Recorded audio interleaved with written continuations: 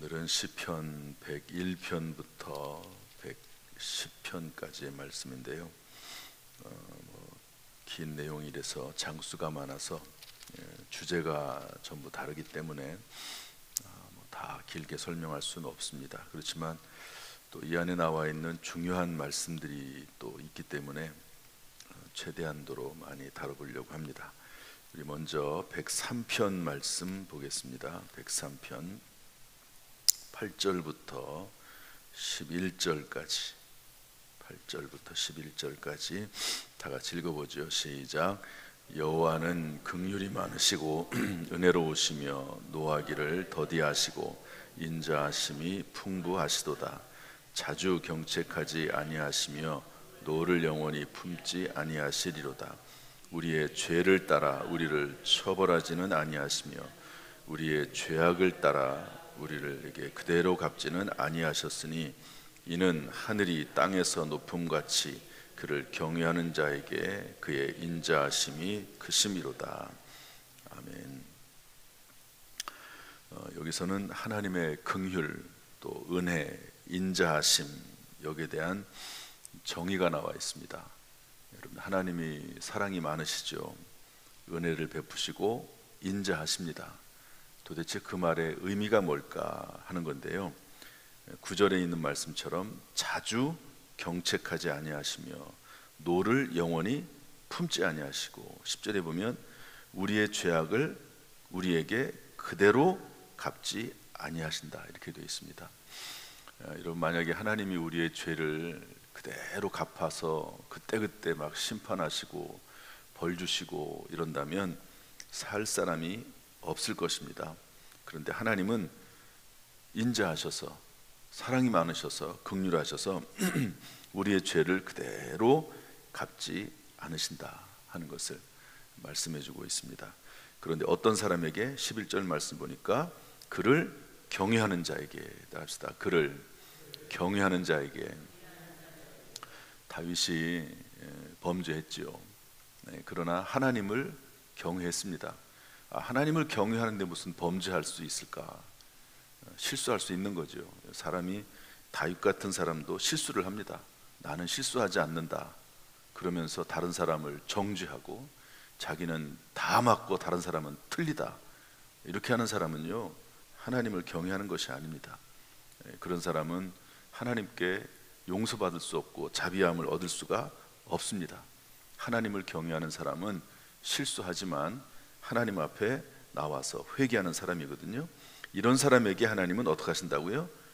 인자하심을 베풀어 주시는데 죄악 그대로 갚지는 아니하신다.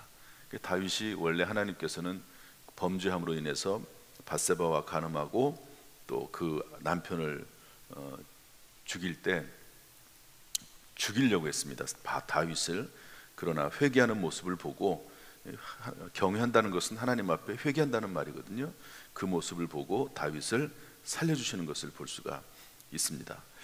오늘 이 시간 우리가 하나님 앞에 나와서 이렇게 기도할 수 있는 것은 하나님의 인자하심, 자비하심 때문인 줄로 믿습니다. 오늘도 하나님의 자비와 인자하심을 믿고 혹시 실수하거나 실패한 것 있으면 하나님 앞에 용서를 구하고, 믿음으로 용서를 구하고, 예수 그리스도의, 그때마다 예수 그리스도의 십자가의 보혈로 우리를 씻어주시고 정결케 하시기를 주님의 이름으로 축복합니다. 105장으로 넘어가겠습니다. 105장 15절 말씀인데요, 한번 읽어보겠습니다. 105장 15절 말씀 다 같이 시작. 이르시기를 나의 기름 부음 받은 자를 손대지 말며 나의 선지자들을 해하지 말라 하셨도다.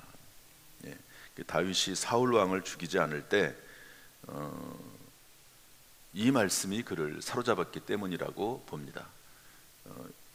그러니까 기름 부음 받은 자, 당시의 왕들, 또 선지자들, 제사장들, 이런 사람들은 기름 부어 세운 사람들 아닙니까? 이런 자를 손대지 말며 나의 선지자들을 해하지 말라. 하나님께서 이들을 심판하십니다. 실수하거나 잘못하면. 그런 말씀이 성경에 나와 있습니다. 105편 19절 말씀 읽어보겠습니다. 105편 19절 말씀 다 같이 읽어보죠. 시작. 곧 여호와의 말씀이 응할 때까지라. 그의 말씀이 그를 단련하였도다. 무엇이 사람을 단련한다고요? 하나님의 말씀이. 그러니까 그런데 그의 여호와의 말씀이 응할 때까지 이렇게 돼 있다는 거죠. 그러니까 저를 한번 보세요. 하나님의 말씀의 기준이 여기까지라고 생각을 합시다. 저나 여러분에게 그때그때 필요한 하나님의 말씀의 수준이 여기까지 생각을 해봐요. 그러니까 여호와의 말씀이 이 수준에 이를 때까지 하나님의 말씀이 그를 단련하십니다.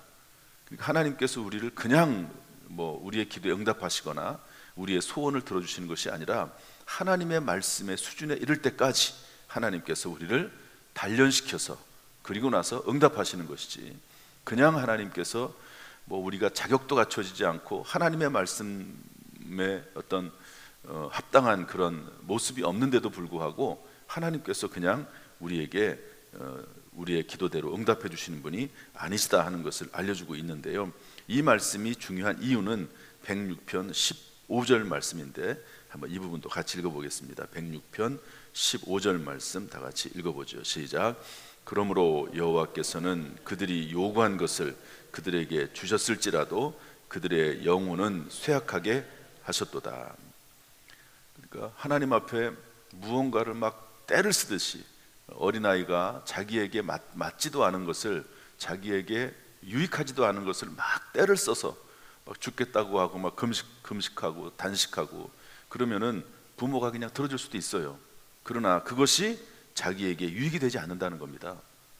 여기 여호와께서 그들이 요구한 것을 그들에게 주셨을지라도 그들의 영혼은 쇠약하게 하셨도다. 그래서 중요한 것은 하나님의 말씀을 우리가 잘 배우고 그 말씀을 깨닫고 그 말씀에 점점 다가가면서, 말씀은 곧 하나님이시고 말씀은 곧 예수님이십니다. 점점 우리의 삶의 모습이 변화가 되면서 그리스도를 닮아가면서 우리가 훈련받으면서 응답이 돼야 되는 것이지, 그냥 단순하게 무조건 응답이 되고 무조건 그 내 뜻대로 되는 것은 사실은 그렇게 우리에게 유익한 것이 아니다 하는 것을 알려주고 있습니다. 이런 내용이 나오고요. 그 다음에 106편 8절 말씀 읽어보겠습니다. 8절. 이 말씀도 우리가 이 시편 이 부분을 읽으면서 이런 말씀들은 우리가 점검을 해야 되는 내용이기 때문에 말씀을 드립니다. 106편 8절 읽겠습니다. 다 같이 시작. 그러나 여호와께서는 자기의 이름을 위하여 그들을 구원하셨으니 그의 큰 권능을 만민이 알게 하려 하심이로다. 하나님의 이름을 위해서, 하나님은 때때로 하나님의 이름을 위해서 기적과 능력을 행하신다 하는 것도 알려주고 있습니다. 우리 106편 48절 말씀 읽어보겠습니다. 106편 48절 다 같이 읽어보죠. 시작. 여호와 이스라엘의 하나님을 영원부터 영원까지 찬양할지어다. 모든 백성들아 아멘할지어다. 따라서 합시다. 아멘할지어다. 성경에 나와 있는 모든 말씀 또는 설교 말씀을 들을 때, 또 스스로 성경을 읽을 때마다 혹시 본인이 또 기도할 때도 마찬가지입니다. 하나님 앞에 그렇게 되기를 원한다 그러면 아멘 하라는 거죠. 그러니까 아멘이라는 말은 맨 마지막에 한번 딱 딸랑하고 많은 그런 성질의 것이 아닙니다. 그래서 하나님께서 모세를 통해서 에발산과 그리심산에서 축복과 저주를 선포하시면서 뭐라고 말씀하시냐면 그때마다 아멘할지어다, 아멘할지어다 이렇게 요청하시거든요. 그러니까 순간순간마다 하나님 앞에 소원을 알려드리고 또 하나님의 뜻이 이루어지고 하나님께서 응답하시기를 원하는 내용들이 있으면 아멘으로 하나님 앞에 일단 올려드리세요. 아멘할지어다, 아멘. 그러면 하나님께서 그 믿음을 보시고 그 믿음에 따라 하나님께서 역사하실 줄로 믿습니다. 우리 107편 19절 말씀 보겠습니다. 107편 19절 말씀, 20절 말씀 두 구절 보겠습니다. 다 같이 시작.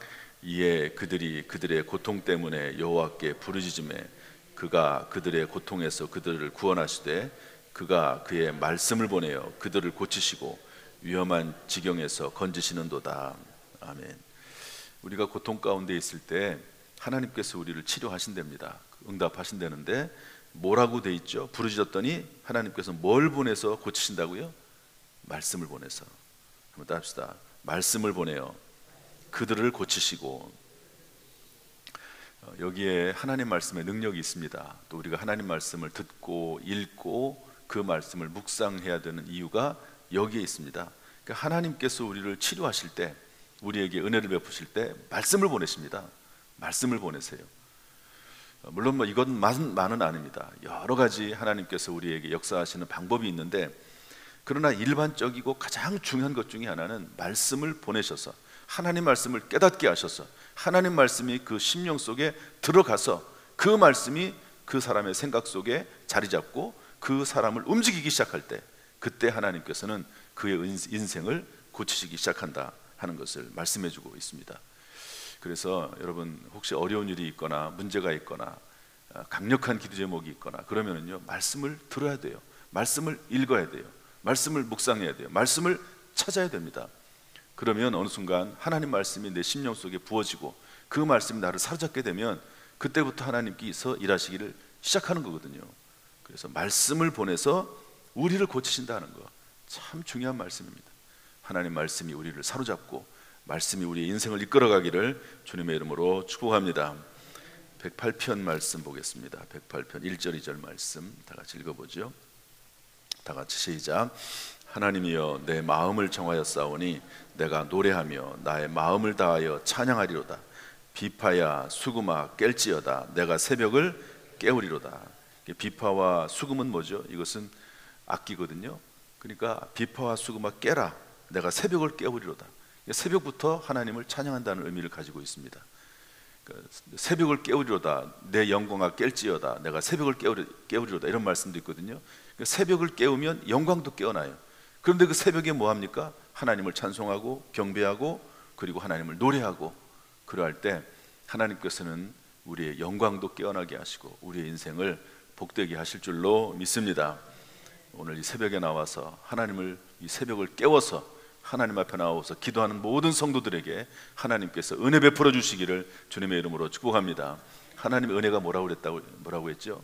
하나님이 우리의 죄악 그대로 갚지 아니하시고 하나님께서 노하기를 더디하시고 이 새벽을 깨워서 하나님의 은혜를 구하는 자들마다, 자비를 구하는 자들마다 하나님께서 복되게 하시고 용서하시고 새롭게 하시고 그 인생을 이끌어 가실 줄로 믿습니다.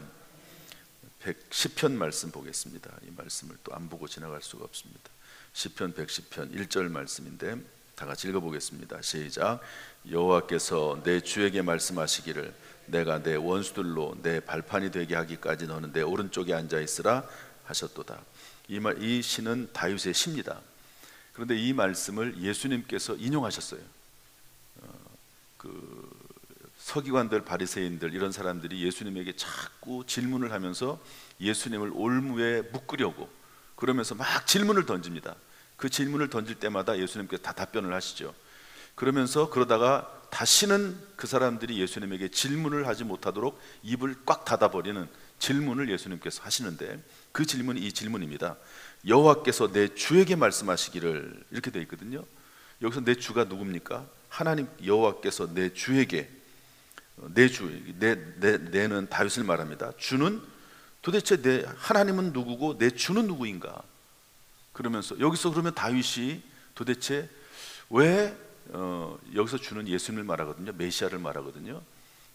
그런데 왜 그 다윗이 만약에 그리스도보다, 메시아보다 위에 있으면, 먼저 있으면 왜 주라고 했겠느냐? 그러면서 이스라엘 백성들에게, 그 서기관들에게 물어보죠.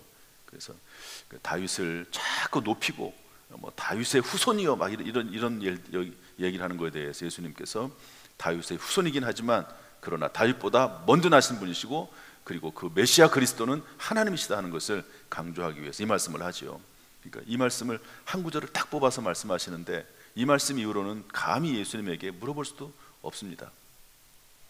예수님은 하나님 말씀을 말씀 자체이시니까 다 꿰뚫어 버리시는 분이시고 그 말씀으로 늘 살아나가셨고 그 말씀으로 사탄 마귀를 물리치시기도 하시고 말씀으로 대적을 물리치시기도 하셨던 분이 예수님입니다. 예수님이 그런 분이라면 우리의 삶에 있어서도 늘 말씀으로 생각하고 말씀으로 행동하고 말씀으로 악한 영 사탄 마귀를 물리치는, 또 우리의 갈 길을 정하는 그런 삶이 저와 여러분의 삶이 되어야 될 줄로 믿습니다. 마지막 백사편, 이것도 우리가 본문이기 때문에 봐야 됩니다. 저희가 맨 처음에 읽을 때 백사편 읽었죠. 4절 말씀 다 같이 읽어보겠습니다. 백사편 4절 말씀 다 같이 시작. 바람을 자기 사신으로 삼으시고 불꽃으로 자기 사역자를 삼으시며. 바람입니다. 바람. 우리 교회에 또 우리 성도들의 가정에, 직장에, 사업장에, 자녀들에게 이 사신으로 하나님께서 사역자로 삼으신다는 말이거든요. 바람을 사역자로 삼으신다는 말입니다. 이 바람이 우리에게 불어질 수 있기를, 우리 교회에 불어오기를 주님의 이름으로 축복합니다. 이 바람은 무엇이냐? 여러분, 홍해를 하나님께서 가르실 때 바람으로 동풍을 불게 하셔서 홍해를 가르게 하셨습니다. 또 언제 바람이 불었죠? 메추라기가 광야에서 메추라기가 몰려와서 이스라엘 백성들을 먹일 때도 바람이 불어왔습니다. 그리고 성령을 받을 때, 마가의 다락방에 처음 성령을 받을 때 성령이 바람같이 임했다고 말씀을 하고 있습니다. 이런 모든 것들이요, 성경에는 이 바람이라고 하는 것들을 강조합니다. 그래서 바람이 온 마가 다락방에 가득했다고 했거든요. 제가 가끔 기도할 때 그렇게 기도합니다.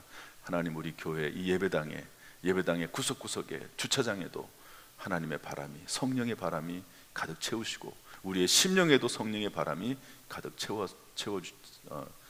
바람을 가득 채워주셔서 성령으로 충만하게 해달라고 그렇게 기도합니다. 하나님은 바람을 통해서 역사하십니다. 우리 교회의 부흥의 바람, 성령의 바람, 또 여러 가지 하나님이 주시는 가장 선하고 아름다운 복된 바람들이 불어오기를 주님의 이름으로 축복합니다. 이 시간 우리의 모든 삶 가운데 성령의 바람, 은혜의 바람, 축복의 바람이 불기를 주님의 이름으로 축원합니다. 기도하겠습니다. 하나님 아버지, 오늘도 이 새벽에 우리를 불러주셔서 새벽을 깨우게 하시고 기도하게 하시고 말씀으로 시작하게 하시니 감사합니다. 주여, 성령의 바람이 우리의 삶 가운데 불어오게 하여 주옵소서. 성령의 바람이 우리의 모든 성도들의 삶 가운데, 인생 가운데, 자녀들 가운데 평생의 성령의 바람이 불어오게 하여 주옵소서. 새벽을 깨워서 오늘도 하나님 앞에 찬송합니다. 주여, 우리의 영광도, 우리 교회의 영광도, 이 나라 민족의 영광도 깨어나게 하여 주옵소서. 하나님의 영광이 드러나게 하여 주옵소서. 예수님의 이름으로 축복하며 기도하옵나이다. 아멘. 이제는 우리 주 예수 그리스도의 은혜와 아버지 하나님의 무한하신 사랑과 성령님의 감동, 감화, 은혜, 축복, 교통하심이 오늘 이 새벽을 깨워서 주님 앞에 나와 기도하는 모든 성도들의 삶 가운데, 그 자녀선들 가운데, 그 입술의 기도 가운데 함께 하시기를 간절히 축원하옵나이다. 아멘.